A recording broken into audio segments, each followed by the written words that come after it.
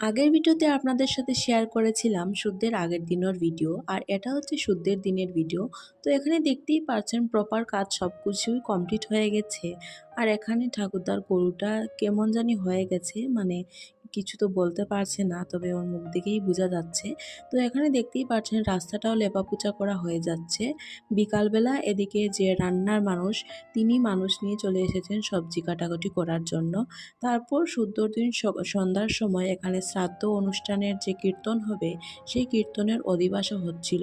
তো এখানে কীর্তনটা আপনারা দেখতেই পাচ্ছেন, অনেক মানুষও এসেছিলেন। তো সেখানে কীর্তনও শুরু হয়ে গেছিল।